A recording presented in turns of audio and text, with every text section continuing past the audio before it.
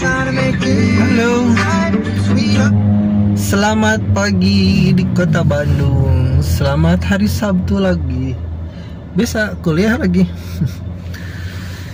Jadi ini adalah Hamin. Wah, maju guys.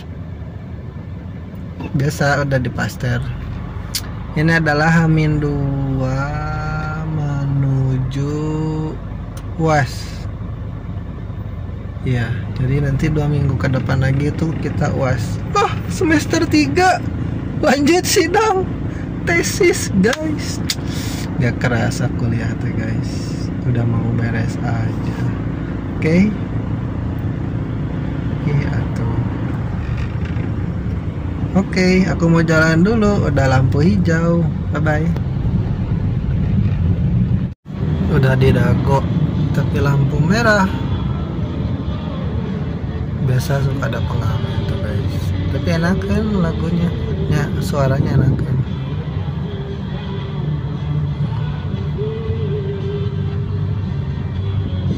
Ini mah nggak enak kan, yang enak kan mah nanti tuh di depan sebelah sana ada. Ini mah nggak enak kan nih. Sudah nyampe guys. Kampus tercinta. Oke. Sekarang jam 7.32. Aku mau masuk dulu. Bye bye. Semangat. Semester 2 hampir beres. Bye bye.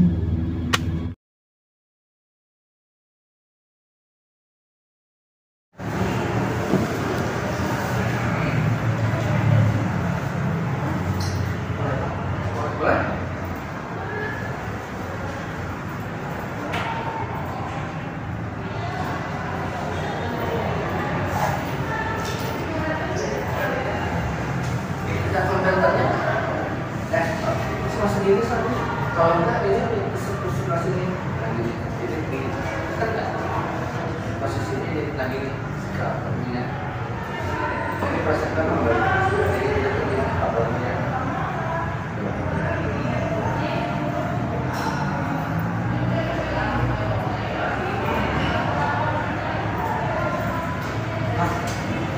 tiga orang ya sistemnya hari ini ya tiga kasusnya.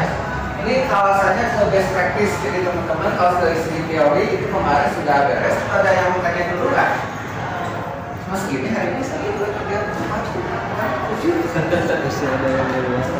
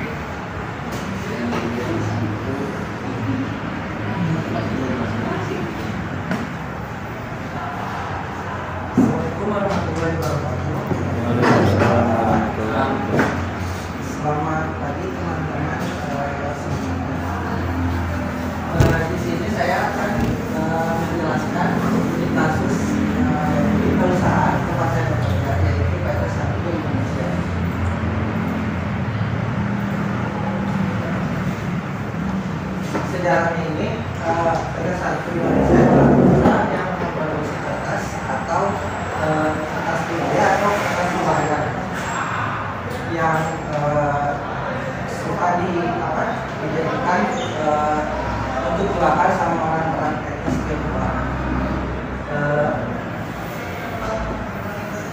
Pabrik kertas ini diekspor ke negara Cina, Taiwan, dan Hong Kong.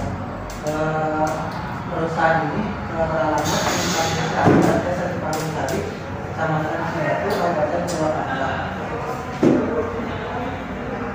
Nah, ini adalah produk yang dihasilkan di Katisan di Indonesia.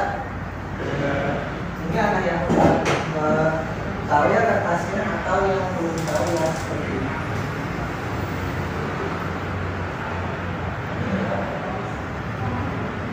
Bisa dilanjut atau ada yang mau ditanyakan?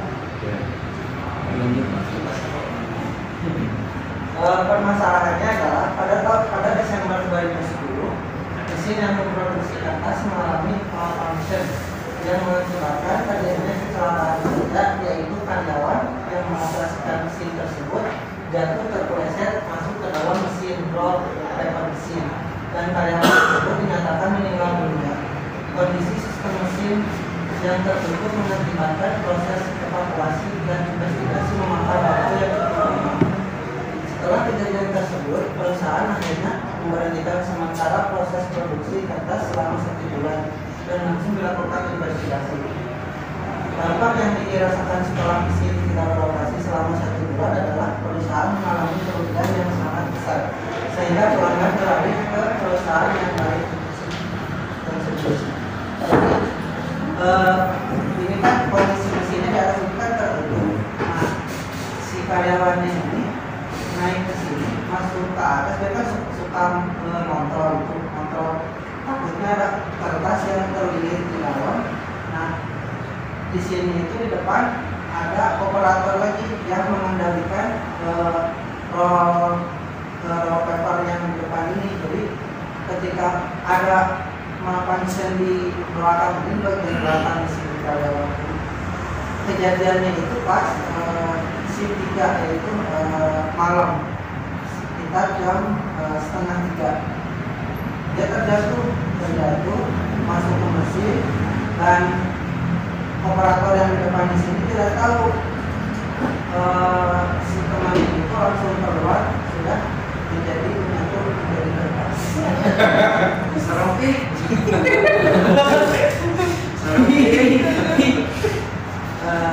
ya langsung mesinnya di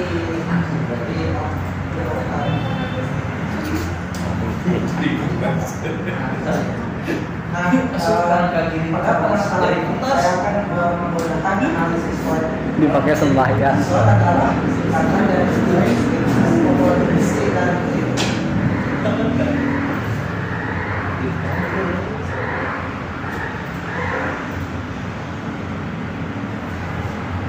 ini adalah penjelasan dari analisis SWOT sendiri ya. Berikut hasil analisis SWOT berdasarkan permasalahan yang dibahas. Dari strength atau kekuatan, perusahaan tersebut memiliki kualitas produk yang sangat baik. Kedua, merupakan perusahaan pertama dan satu-satunya yang berdiri di Kabupaten Purwakarta yang memproduksi kertas budaya. Jadi di Purwakarta ini untuk yang memproduksi kertas sembahyang atau kertas budaya itu hanya ada di PT Satu Indonesia. Sejauh yang saya tahu di Jawa Barat pun masih ada di Purwakarta, kecuali di Jawa itu ada di Jawa Timur. Yang ketiga, permintaan barang berskala besar terutama untuk ekspor. Nah, di sisi weakness-nya ini atau kelemahan, pertama, saat terjadi malfunction mesin tersebut, perusahaan harus memberhentikan operasional selama 1 bulan. Jadi selama 1 bulan itu tidak ada operasional, semuanya off. Selama waktu tersebut, perusahaan merugi hingga puluhan miliar. Akibat kejadian tersebut, kepercayaan pelanggan menjadi berkurang. Pengadaan mesin yang baru memakan biaya yang sangat besar. Opportunity atau peluang yang diambil oleh perusahaan. Perusahaan ini dapat mengembangkan skala penjualannya lebih besar lagi. Kedua, penanganan cepat terhadap kejadian insidensial dapat memberikan peluang kepercayaan pelanggan agar dapat bayar kembali. Dan yang terakhir adalah threat atau ancaman. Bila penanganan lambat dilakukan, maka pelanggan akan semakin berulang dan terjadinya turnover karyawan yang tinggi. Jadi pas kejadian ini 1 bulan itu diomkan dan diinvestigasi oleh pihak yang berwajib.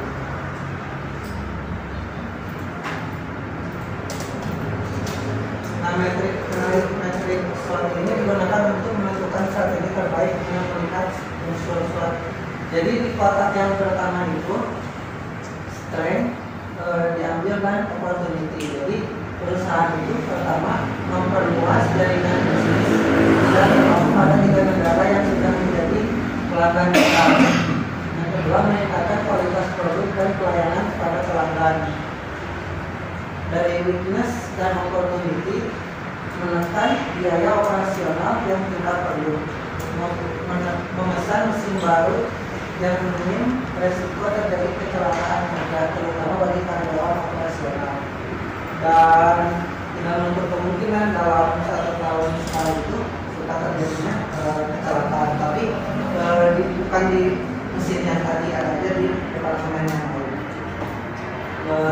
Sekarang di strength dan itu adalah memberikan pelayanan fast respon kepada pelanggan.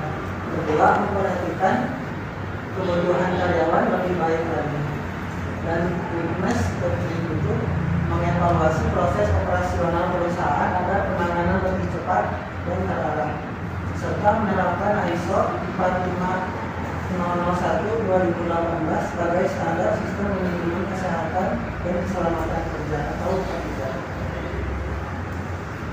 Nah, dari analisis SWOT tersebut, perusahaan akhirnya mengambil strategi pertama. Setelah dilakukan analisis pada matriks SWOT, maka perusahaan tersebut mengambil langkah pada strategi WO atau weakness dan opportunity. Strategi ini memungkinkan dapat mengatasi semua kelemahan dan peluang yang ada. Dengan menerapkan strategi WO, perusahaan kemudian membeli mesin yang tingkat malfunctionnya 0% di salah satu negara tujuan ekspor, yaitu Taiwan, dengan jenis mesin yang berbeda, yang mana mesin tersebut menggunakan sistem mesin yang terbuka. Kita flashback lagi, jadi tadi mesin yang sebelumnya itu kan tertutup.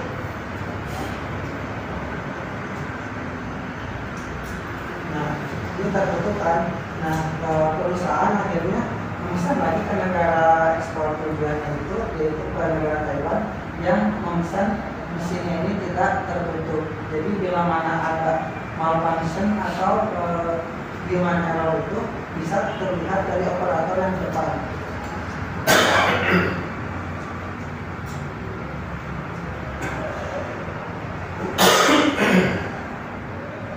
Setelah 1 bulan menunggu, akhirnya mesin itu tiba dan langsung diaplikasikan. Jadi 1 bulan itu dari kejadian tersebut, perusahaan itu melakukan investigasi yang dilakukan oleh pihak berwajib, dan 1 bulan setelah 1 bulan diinvestigasi oleh pihak berwajib, 1 bulan kemudian perusahaan akhirnya membeli atau memesan mesin ke negara Taiwan.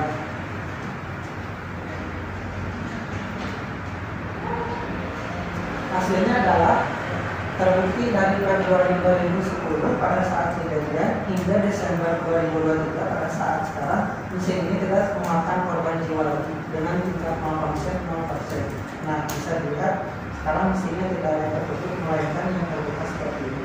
Nah, yang saya jelaskan lagi, jadi orang yang tadi terproses itu adalah masuk ke sini. Ini kan adalah kertas. Nah, ini kan di atas, ini ke bawah kertas. Nah, karyawan tersebut masuk ke sini. Tapi ini sistemnya beda lagi sama mesin yang tadi. Jadi kalau mesin yang tadi itu, ketika kertas ini terputus, maka sama si karyawan tersebut diperbaiki secara manual. Dalam artian si kertasnya itu disambungkan secara manual. Itu yang mesin yang tadi. Kalau yang ini hanya dikontrol saja, ketika ada kertas yang putus ini, maka otomatis si mesin itu terus penyambungan kertas secara otomatis.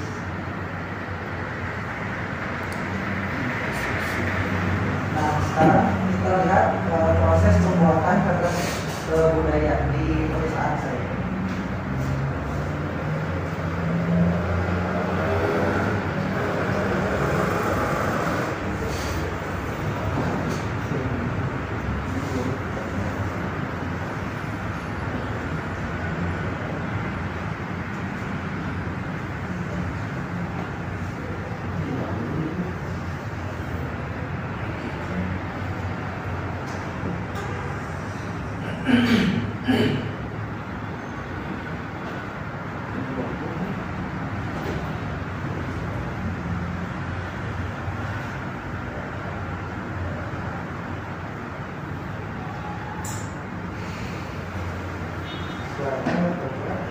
Itu settingan itunya jangan hanya ke speaker, di pause dulu, di skip dulu. Yang di kan di bawah itu terus ada gambar speakernya ya. Kalau dari situ, nah itu di sebelah kanan bawah, ada speaker ke kanan. Nah outputnya jangan ke HDMI, ke speaker. Ada nggak? Nah itu dia. Nah, volumenya di sini. Sejarah digunakan. Padahal di Indonesia ada pabrik kertas bambu yang mesinnya biasanya sekali luar negeri. Juga tapi ke pabrik kertas bambu yang berada di desa Cipancing. Suara si bola. Sebelumnya, pas sebelumnya. Sebelumnya. Bambu yang digunakan sebagai bahan baku pembuatan kertas adalah bambu jenis ketum. Bambu ketum memiliki serapan keras dibanding bambu-bambu lainnya. Pabrik kertas. Bambu-bambu ini dikumpulkan dari daerah Purwakarta, Subang, Sumedang, dan Tasikmalaya. Nah, sudah terkumpul, kita masuki ke proses tipi, yaitu proses pembentukan batang bambu menjadi potongan-potongan kecil.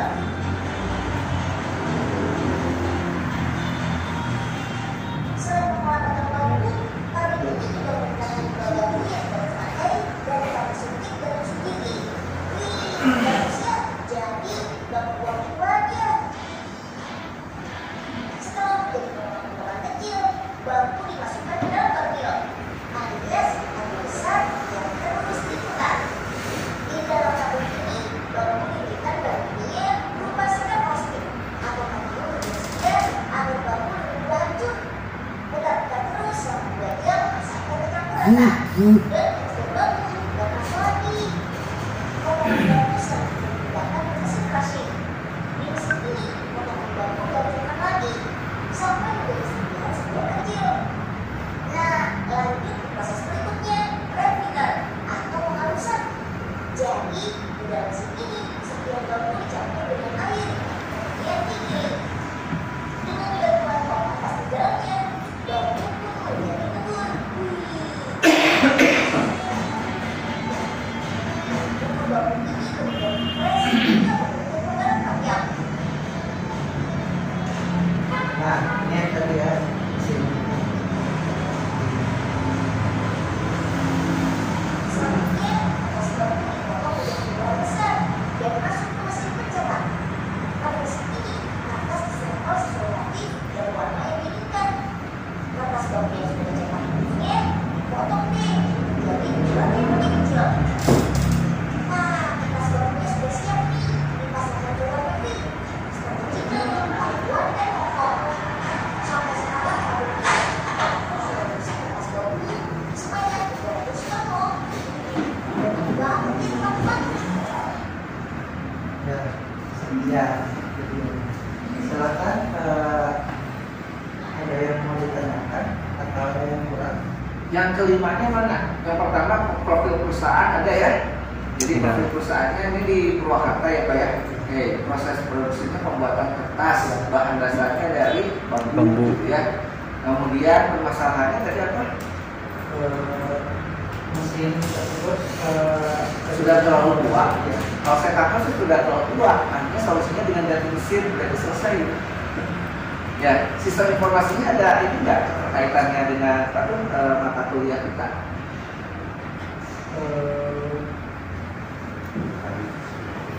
tidak juga. Maksudnya gini, apakah perusahaan ini menerapkan sebuah sistem informasi ya sehingga bisa menjawab persoalan dan kalau hanya ganti alat sih itu udah konvensional banget ya, tapi kembali lagi kalau uangnya ada gitu kan ya. Ada nggak? Kalau mungkin dari pengaplikasiannya Pak, jadi apa namanya yang mesin sebelumnya itu kan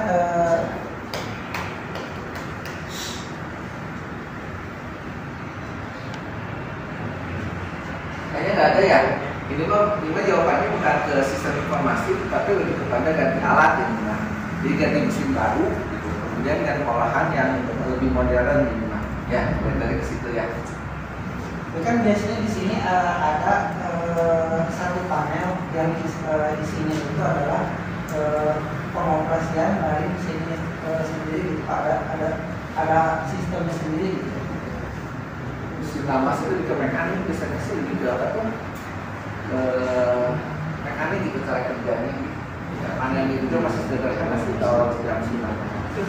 Tapi silakan teman-teman, andai kata ada yang mau tanya atau tertarik dengan genre ini, perusahaannya adalah kertas, olahan kertas dan bahannya bukan dari kayu tapi dari bambu. Sampai pernah dikunjungi sama si Emil, kemudian Emil kan silakan kalau ada yang mau tanya. Itu. Setahu saya kalau di suatu perusahaan yang memang di dalamnya ada ketertiban bidang rawan bahaya ya, itu si pekerjanya wajib memiliki sertifikasi K3 keselamatan kerja. Apakah memang di sini diterapkan itu atau gimana gitu? Pada tahun 2010 ke bawah itu belum diterapkan Pak. Belum ada ya? Makanya catatannya, masalahnya sampai orangnya jadi kerasnya. Berarti jauh dari bumbu banget ya. Jadi bumbu lah, gepeng. Jadi gepeng sampai gitu. Tapi gajut. Gepeng itu ya berarti tulangnya juga hancur. Iya. Sama aja. Silakan Pak, mau tanya. Di mesin ini ya, di perusahaan ini mengambil sistem IoT atau semacamnya nggak untuk ambil data dari mesinnya?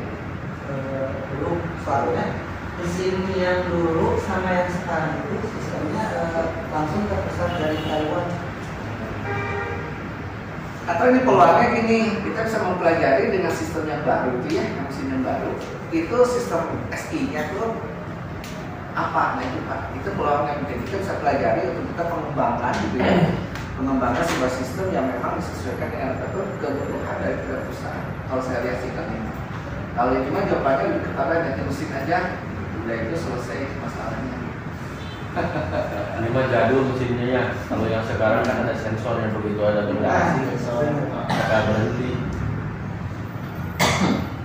Bisa ada silakan. Tentang masuk kertas. Ada? Kalau nggak ada, kita ke yang kedua dulu ya, tak boleh sampai yang kedua dulu. Masuk yang kedua apa? Nanti terakhir saya akan coba review ya.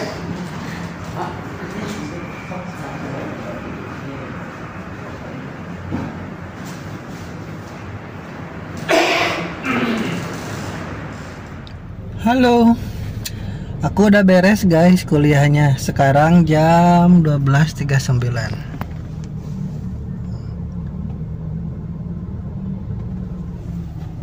Jadi jam setengah 1.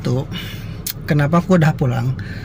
Karena saya pulang jam 3 nih. Nah kebetulan dosen Prof Ananya, dosen EIS, mata kuliah EIS itu sakit, jadi tidak bisa ngajar. Akhirnya ngasih tugas aja, absennya ditugas. Nah yang terakhir mata kuliah pratesis itu udah beres emangnya juga yang Pajaya. Jadi ya udah, yang harusnya pulangnya jam 3 jadi pulang jam setengah 1 tadi. Sebenarnya tadi setengah 12 juga udah mau pulang sih, tapi makan dulu karena lapar gitu kan.